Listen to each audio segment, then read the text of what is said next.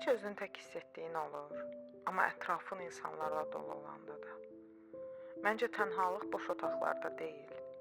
Əsl tənhalıq dolu otaqlarda danışa bilmədiyimiz sözlərdir.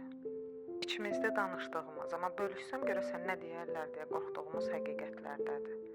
O professional maskalarımız hər şey qaydasındadır deməyə o qədər öyrəşmişik ki, amma içimizdə yorğunam, qorxuram, narahat hiss edirəm özümü deməyə qorxuruq, zəiflik sayılar deyə çəkinirik.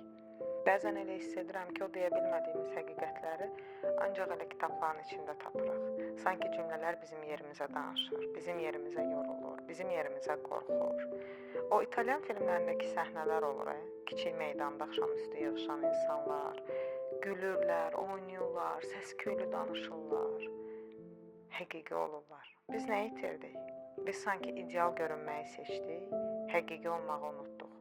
Effektiv olmağı seçdik, səmimi olmağı qurban verdik. Bizə həmişə o saxta Amerikan ümidini satdılar. Hər şey yaxşı olacaq, sadəcə pozitiv düşün. Daha çox işlə, daha çox gül.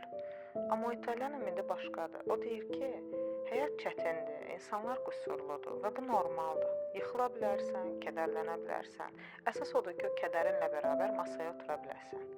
Həqiqi ümid problemləri yox saymaq deyil. Həqiqi ümid bütün o problemlərin içində belə səni doğrudan da anlayacaq birinin olduğunu bilməkdir. Bəzən o anlayışı doğmanın səsində tapırsan. Bəzən isə səssizcə vərəqlədiyin bir kitabın içərisində.